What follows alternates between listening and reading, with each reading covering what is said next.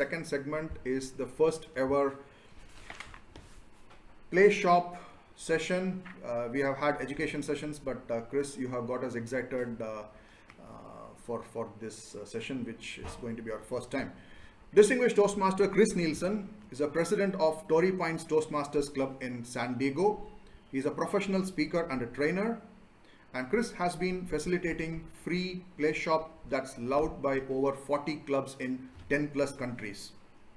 Chris works with leaders that care about their people, their customers, and the world.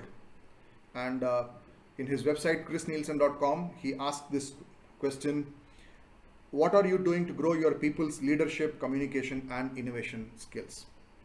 Chris, we are privileged and excited to have you and looking forward. Fellow Toastmasters and guests, let's all unmute ourselves and give a round of applause and welcome distinguished Toastmaster Chris Nielson.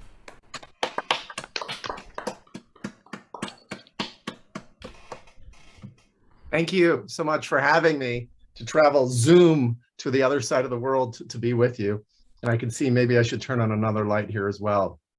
And I will do that in just a second as my background starts crackling up a little bit. I'm lucky enough to work with a ton of clubs all over the world, and my job is to bring value to you here today. And one of the things I want to do is empower you. I'm here to serve and serve you as best I can. And I want to make you all emperors and empresses. So now you are now all emperors and empresses for this presentation, meaning you have the power and energy running through your body. And you are here if you agree what you hear or like it. Thumbs up is a nice symbol for that. And if yeah, thank you for that. And thumbs sideways if you're not so sure. And if you don't like it, give me the thumbs down symbol. And if you really like it, 2 thumbs up. And if I say something that upsets you, I really want to hear about it. So to cut my head off, all you have to do is give me the 2 thumbs down, and then I will ask you what I did to make that situation worse, because I'm always looking to get better. I am very much a work in progress. I love what I do, and I hope you feel that today. My job is to add a lot of value to your life. So how many of you, just by show of hands, are dealing with fear around public speaking and would like anything around that? Okay. Yeah. All right. Bunch of hands. Okay, there we go. So I'll share a quick version of my journey. I know I don't have a lot of time with you today, about 30 minutes, I believe. A quick version of my fear to fun journey. This recipe that I share behind me for improv comedy that actually helped reprogram me in a way to have so much more fun as a speaker. Went into that. I'm going to share that, and then we'll play a couple simple games where it's just volunteer. So I want to make it really safe for you to play with me in terms of that. I'm going to hit one other light on here to maybe brighten it up a little bit. And I'll be right back to you. So I was programmed. I was programmed as a kid by an American TV commercial. Never let them see you sweat. And I sweat a lot. So I felt defective because of that. And then I'm going to give you the fast forward version of this. I gave a speech in middle school where I poured sweat like I've never poured sweat before. My face went a pure red. In that moment, I just wanted to disappear and almost felt like I wanted to die because I felt so horrible. I felt like I failed. I felt like you were going to reject me. In that moment would haunt me for the next 30 years, speaking wise. Haha, I'm here. Every time I'd go to speak, you're going to sweat. They're going to see the defective you. They're going to reject you. You're going to fail, and you're going to feel just as bad. And I was actually afraid to create a second speaking ghost in my life. I could barely handle the one. How could a second one come through? So I did crazy things like I'd buy 2 shirts exactly the same, and I'd switch it out if I could, right before I would present. I did this, which I will never do again. Never. I half froze a bottle of water, so it was ice, solid ice on the bottom, almost ice on top. And just as I was giving a speech, I put it on the back of my neck. That actually did help. I would do that again, but I won't do this. But I was still sweating. So I took a huge swig of it just before she finished introducing me. And when I spoke, it felt like my tongue was numb and I couldn't pronounce the words correctly. And so I got all self-conscious and I started to sweat again anyway. And Part of my background is improv. I love what I get to do. What improv did for me, improv comedy, and the recipe of it. And I'm going to share that recipe and how I share it with other corporations. But before my very first improv show about 11 years ago, my improv teacher, Jackie Lowell, never liked to use the air conditioning. And I was hoping she was going to have the air conditioning on that night because it was 80 degrees Fahrenheit in San Diego, California in December. I was hoping it was going to be cold, but it wasn't. And when I got there, when I walked in, I knew it. It was hot. I could already feel myself sweating. I was nervous about the show and I was sweating because of the heat in the room. I walked up to her and asked her, Jackie, could you please turn down the air or turn on the air? She said, no, the doors are open. Everything's fine here. It feels good. It was like 78 in there for me, felt really hot. Now, I went into the bathroom with a cooler I brought and I had 2 ice packs and I put an ice pack down my pants in the bathroom. It was an exhilarating experience. But I have to say, I was worried people would see it. So I took it out and put it in the back of my pants. Also felt quite exhilarating, took my mind off of it. Then I was worried, I was about to open the door and I said, no, you can't go out there with an ice pack in your pants. What if it fell out during the performance? That would definitely create another ghost in your life that I don't think you can handle. So I took it out of my pants and went out, sweated through the show. Last thing I'll share with you is this. I bought women's panty liners. And I put them in my armpits inside my shirt. And I had 2 of them on and they worked in practice. I was moving around, I was sweating, but nothing was coming through. I go, these things work great. I have confidence like I didn't have confidence before in speaking. I walked in there, I was speaking, I was feeling good. I knew I was sweating, but I got my panty liners on, so I'm good to go. And until I looked down and there was 2 big oh-nos because there was a dry panty liner island in a lake of sweat, perfect outline, both arms, dry panty liner, lake of sweat. And I share that with you. And I love when people laugh and smile about that. But I want you to know where I've been as a speaker. For someone who would fear that every speech you would see the real defective me. And I wanted you to know where I was, to one that has a ton of fun. When I joined Toastmasters, you had this thing called traumatizing topics. Do you still have traumatizing topics or terrifying topics? How many, there's a few guests in this room, right? There's a few guests in the room. I highly encourage you to join Toastmasters. I'm a member now, like I said earlier, of 3 clubs. All my speaking students actually belong, that's not true. There's one holdout resistor to join Toastmaster.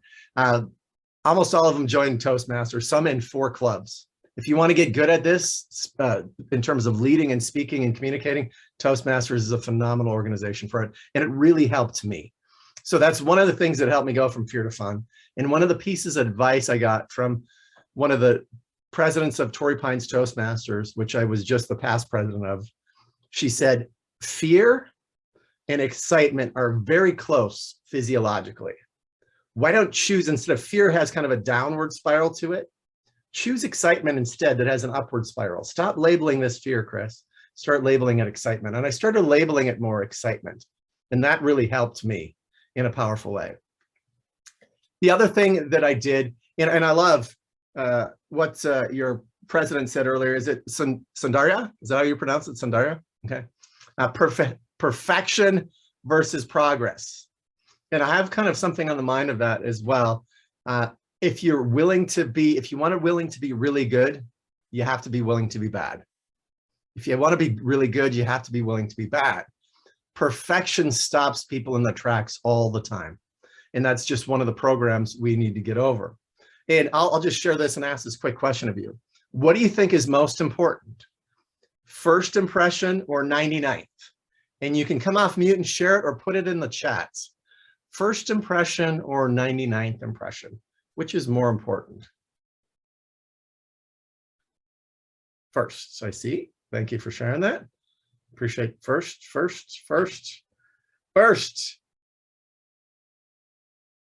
No, oh, all right. He'll get, what is that? Is that Alex? 99. I like this. I have to put on my glasses so I can actually see who's putting in it. Alex, Aaron, first Ranga. Okay, if you got a few 99s in there. And you can obviously tell that I believe it's the 99.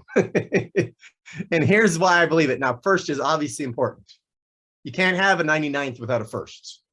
And sometimes you make a bad first impression, you don't get a second impression. I get that in some cases. So obviously the first is really important. But if you go with the idea like with speaking, if you make your 99th impression way more important than your first, you're going to make your first, second, third, fourth, fifth, sixth, 99. You're going to look at you and go, oh my gosh, how did you become such an amazing speaker? Because you were willing to do the first. And if you've been in Toastmaster a while, you've probably seen people join Toastmasters and never give a first impression. They don't give that first speech because there is so much fear around speech. And I just given you a little bit of mine. Mine was sweating. What was your program? I've got other reasons why I didn't like to look bad in terms of speaking as well. I didn't want to look bad. I didn't want to be foolish. None of those things. I'm going to jump in to, I think the 99th is way more important. If you do it, if you put that importance on that, you'll get to the 99th, you make that first. And if you came to me and made a horrible first impression, but you showed up again and again and again, and the 99th time I looked and go, wow, that's how you've grown as a human being. Putting the 99th more important helps you grow as a human being if you want to grow in that particular area. Now, the recipe I want to share with you, with the limited amount of time, I'll jump through a bunch of stuff, is a really 6-part recipe that I share with companies like Microsoft, Sony PlayStation, even much smaller companies as well. It's a recipe that I believe will change company cultures. And I want to bring it into any company in a big way, or any organization in a big way. And I've shared this with Toastmaster clubs all over the world, and some of them really love it. And this will benefit you in your organization as well as your personal life. Number 6, I want to start there. Create a blank blank. And it's really the key to helping people excel. And according to Google's Project Aristotle, which kind of points to this, Google's Project Aristotle said this is the #1 factor in high performance teams, or something that points towards what I'm getting at. I use slightly different wording than them. You can always Google it. Does anyone know what that is? You can either put in the chat or come off mute and share what that is.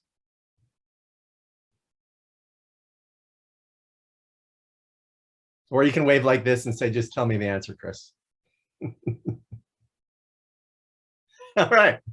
I appreciate the feedback. Connection is part of it. I'll have to put on my glasses again to make sure I'm actually reading it right. Connection is part of it. Create a positive environment. Positive alignment, it definitely goes into that. Communication, connection, all those are very good. You could Google it and it'd pop up right away. It's psychological safety. Psychological safety is the #1. And I say it this way: create a safe environment for your people. And I talk about this. Some Toastmaster clubs and other organizations and companies are concrete companies and organizations, and others are net. And what I mean by that is when you get up on the trapeze of life and you're swinging up there, whether you're speaking trapeze, are you going to willing to let go of that bar and take a risk if there's concrete below you? Probably not. Or if you do, when you land on it, it hurts, you probably won't do it again.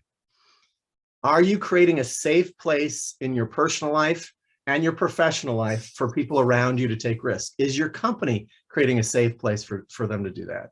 Google's Project Aristotle gets at the psychological safe aspect of that. Do you have a safe place to express your opinions and feel valued by other human beings as well? Now I'm going to go to number 5 before I go to number 1 as well on this. Jackie Lowell, my improv teacher, the one who wouldn't turn on the air, she said this was the secret to success in improv and life. And when she said the answer, I totally resisted it. I didn't even like the word at the time, but since then I've even done a keynote called Dare to fill in this blank. She said it's the key to success in improv and life. And I have to say, I love guesses. I love funny and bad guesses. All those guesses are encouraged. So if you have a guess, dare to blank, what would that be? And you can put it in chat, or you can come off mute and share what it would be. Dare to win, I like that. I would have been good with dare to win. I would not have said no to that. Dare to try is a bullseye, right next to the bullseye, just a more graphic word. Dare to believe, I would have been good with that one too. Dare to speak. Oftentimes that would have been tough for me unless I knew I had something good to say. Dare to face challenges, that's another very close to the bullseye on that one. Challenge, I like that. Dare to fail. Dare to fail, that's right next to the bullseye. Aranga, just a more graphic word. Dare to dream, I would have dared to dream. I do dare to dream, I dream big. So I would have been good with that one. But when she said it, I said, no, thank you. Nah.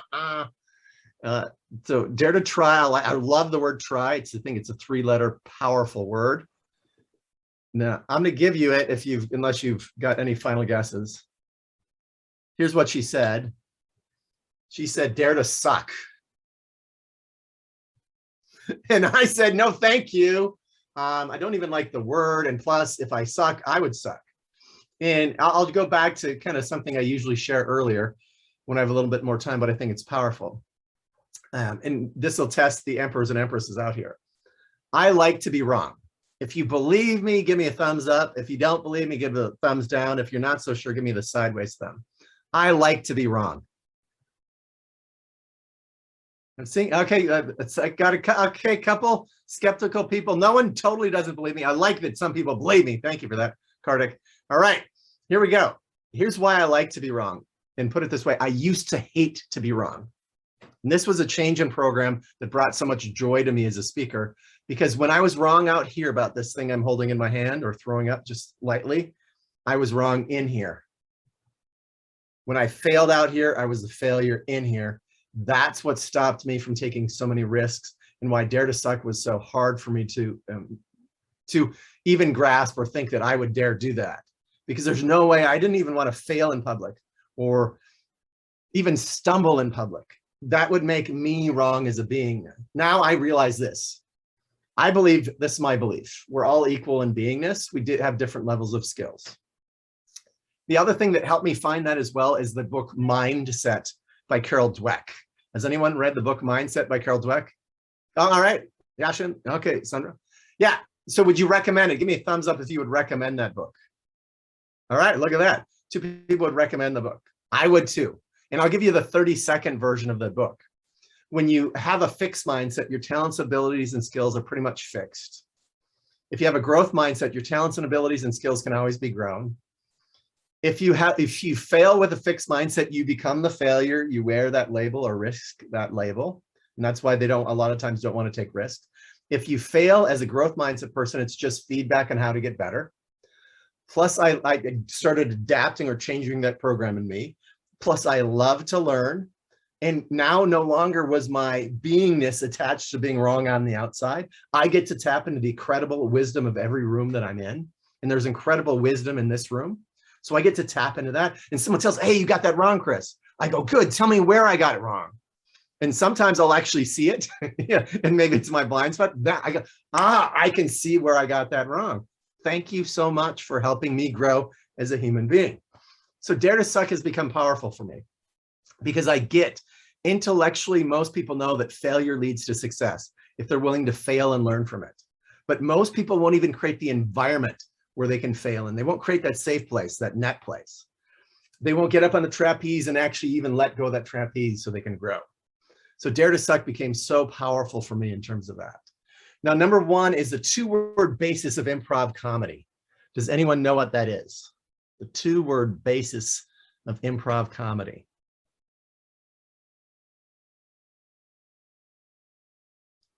You wanting me to tell you again?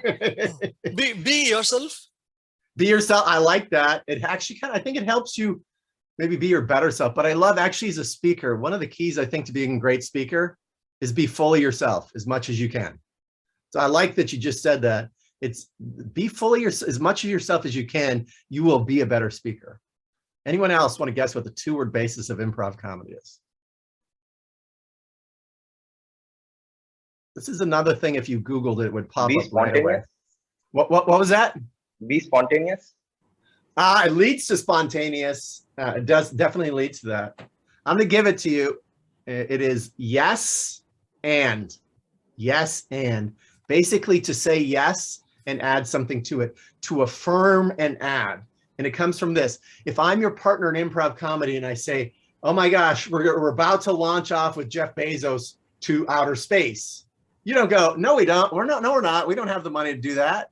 You go, yeah, isn't this exciting to be on the second ride with Jeff Bezos going again? He loved it so much the first time. This is cool. So it builds on each other. It is raise the energy in the room. A couple psychologists, and why it's so powerful, a couple psychologists said no was the most dangerous word in the world. And how they got to that conclusion is they put people in an fMRI scanner and just flashed the word no. and about a dozen stress-producing chemicals were pumped into the body from that reaction just to the word no, that send people into fight, flight, or freeze, meaning the blood goes from the thinking part of your brain to the primitive part of your brain, the alligator brain, and you have this tunnel vision. And I'm sure some of you had the tunnel vision as a speaker. I know I have. My vision tunneled down to almost nothing. I could barely see because I was really in that fear zone. So yes, and is incredibly powerful. Number two, I share it this way. I think it's the number one skill, and we'll see if you agree with me. The number one skill in terms of, that makes up a lot of skills in leadership, sales, negotiation, and relationships. Any guesses what that skill is?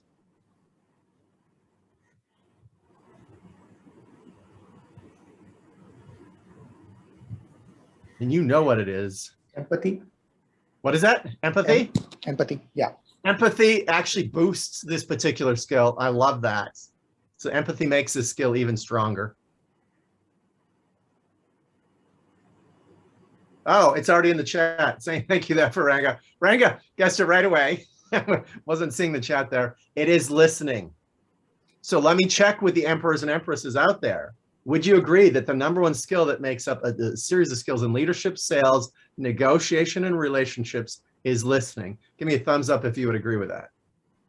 I'm seeing thumbs popping up all over the place. Yes. And when I thank you for all those thumbs and the reactionary thumbs as well. When I share this with groups, no matter when it comes up, pretty much 90+% of the audience I work with agree that listening is a skill in that. Toastmasters is one of the best organizations for boosting your listening skills. Number three is really the magic blank. And Sundarya talked about it actually a little bit earlier. Very in her introduction, she actually mentioned it, I think, a little bit. It is the key to having fun as a speaker. And it's the key to enjoying speaking. And let me test before I share what it is. My favorite time in the past speaking was after I thought I'd given a pretty good speech and I got to sit down. Then I could finally relax and breathe and stop worrying about how it was coming across. Can anyone relate to that? Anyone relate to that out there? Okay, yeah, look at that. So I have you in gallery so I can see all the hands going up. Yes, a few people relate to it.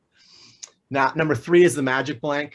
Any guesses? And this takes your listening to another level like empathy does. What else would take your listening to a whole nother level? So I've given you a number of clues there. Let's see if someone comes up with. What would take your listening to a whole nother level? And what did Sundarya talk about in the beginning? Making progress. Progress, it's certainly progress. Being comfortable with yourself and being relaxed and making progress would definitely boost your listening skills. It was subtle. She barely mentioned it one time for a brief second.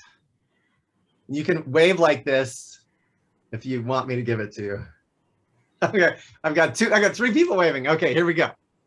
Here's what it is. And you tell me with the thumbs up if you would agree this would definitely take your listening to a whole nother level. Be present. Be present with the person there. But yeah, two thumbs up. I would agree, Sandhya. It's magic in it too. Here's what I say there. Most modern fears live in future projection. You're projecting into the future negative consequences of something. When you pull yourself back to this present moment, there's magic in there. Fun happens there. Enjoyment happens there. Being fully with another human being happens there. And I think back in your life, and let me test and see if that's true for you. The most precious moments, maybe the most memorable moments in your life are the moments where you were fully present, where you were fully in that moment. And one of the things I say like this, fear is like mist in the air. Being present is like sunshine. The more present you are, the more sun shines and that mist starts to disappear. So present is magic with that. The other way I say it is this: playfulness erases fear. And let me test with this group, and I usually ask a lot of groups this. How many of you like a playful speaker by a show of hands? Excellent. And wave like this at me if you don't like a playful speaker. I definitely want to hear from you if you don't. Wave at me like this so I can find you if you don't like a playful speaker, okay? Most people like a playful speaker. And when you're playful, it brings you in the present moment. That brings magic into your speaking. It allows things to even come through you that you never imagined coming through you. And now the next one I'm going to go to, since we're tight for time, make your blank look blank. And how much time do I have left? Am I burned through my time already fast, or where am I at? Make your blank look blank. How much time do I have left? Got 5-10 minutes left. 5-10. Okay, wow. Sorry about that. I want to get to a couple exercises at least. Make your blank look blank. Make your life look beautiful. Thank you for that one. That is beautiful right there. I actually love that one. And this is kind of on the line, and I'm going to give it to you. It's make your people look great. And some people had a problem with that just online. Set your people up to succeed is basically what it's saying. Make your people look great. And how many people would like to have people in your life that yes-anded you, listened to you, were present with you, and set you up to succeed?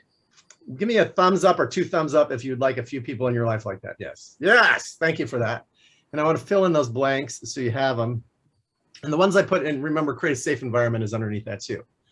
Now I'm going to flip it on you in a positive way. How many of you can be the person well, let me ask you first. How many of the people in your life would like you to yes and them, listen to them, be present with them, and make them look great? Give me 1 thumb as a couple, or most of the people in your life would love for you to do this for them. I think they would love for you to do this for them. And I think the cool thing is this, you can do this. Now it is a change in program.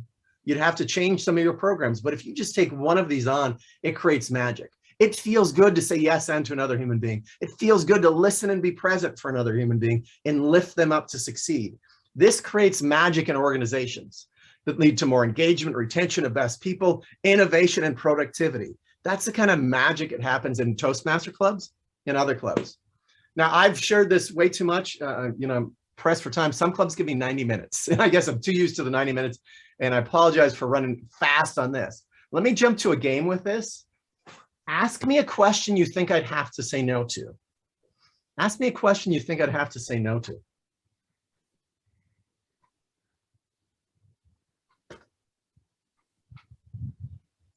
Are you wearing a blue shirt? In my mind's eye, I'm now wearing a blue shirt. And you might see a pattern. If you ask enough questions, you might see a pattern to my answers. And that was a great question. Very, very good question. So very few people see that obvious question to ask. That's a very good one. Anyone else have a question? Will you go to, what was that? I would love to go to Area 52. I will do that. Secret, they're letting secrets out these days. Any other questions you think I'd have to say no to? Will you go to a prison? Will I go to a prison? Yeah, I hope actually to speak in a prison. I'd like to, one of my missions in the world is to make a difference in as many people's lives as I can. So yes, I will go to a prison. Okay, I should have asked, like, will you commit a crime? That was the intention. Will I commit a crime and go to a prison? Yeah. Yes. When I put on my virtual glasses on and play a virtual video game, I will definitely commit a crime and go to prison. I will feel that virtual experience. Any other questions you think I'd have? Great questions, by the way. Any other questions you think I'd have to say no to? Would you rather not go to Hawaii? Would I rather not go to what? Hawaii? Yes, I would rather not go to Hawaii in the summertime when I'm in northern Minnesota. I would rather go there in the winter. Great question. I love Hawaii, by the way. Yeah. How do you pronounce N-O? Yes. So can you break the rules and things? Can you break the rules of logic? Can you do all these things? You'll see me doing that. Now, I'll give you some real uses of this, and feel free to ask me another question if it comes up. Thank you for the ones, especially that one. That was very good. Can you say, you want to kill anybody? Say that one more time? Do you want to kill anybody? Do I want to kill anybody? I have wanted to kill people in my life. I have. I've not done it, but I've wanted to, yes. That's a wonderful question, and now you know a little bit more of the darker side of me. But what I say is, look for, can you say, let me ask this question to all of you. Can you say yes to the human being that's in front of you, but no to their requests? And I'll give you an example. Let's see it, Sundar. Let's see if I change your mind on this. So I was doing this in Switzerland, and a CEO said, "Hey, I got a real life question for you. I love your funny answers to those questions that you found a part to say yes to, or found some way you could twist it to say yes to it." And I looked for the honest twist.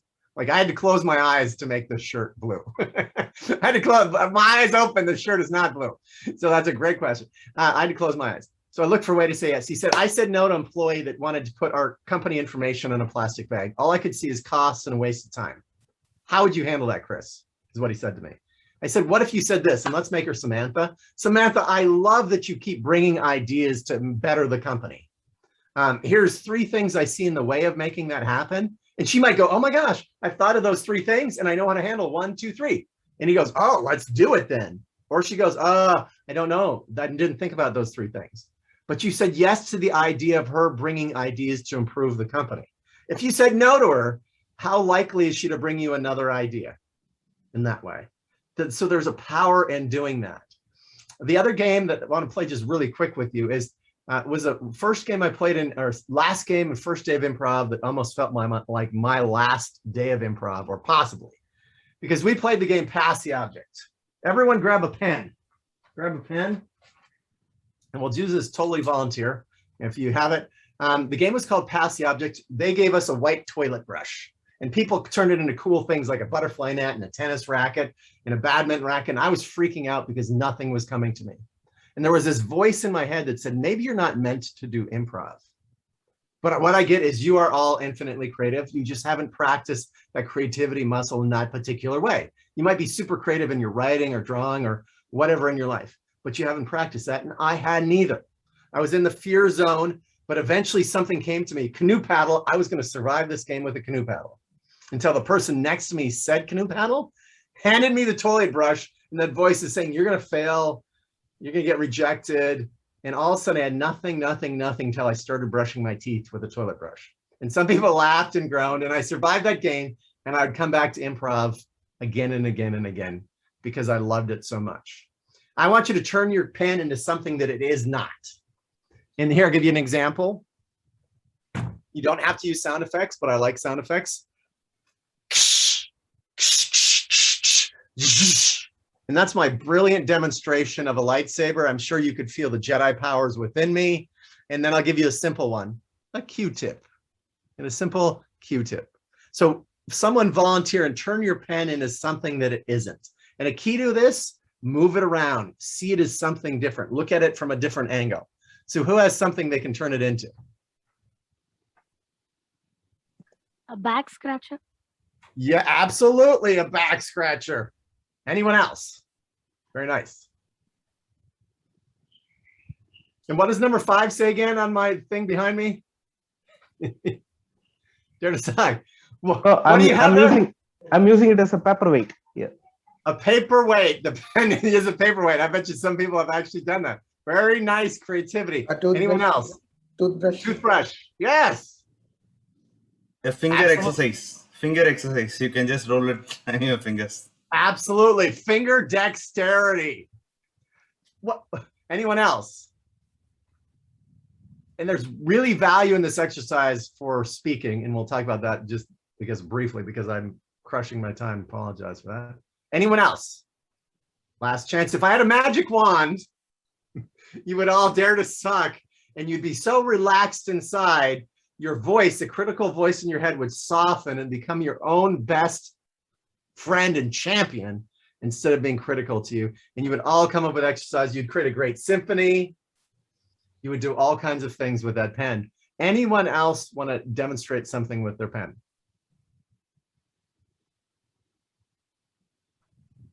How did the New Shepard fly? You know, it went like this, and it got launched. It came back, and it went to the Karman line, and it came back. Nice, very nicely done, and even had the cap off to do it. Great demonstration with it. So how can this benefit your speaking? How can this exercise benefit your speaking?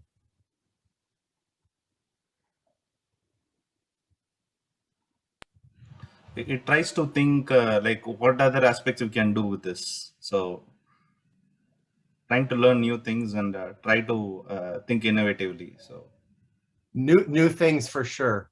Creativity. What about body language? Is body language important when speaking?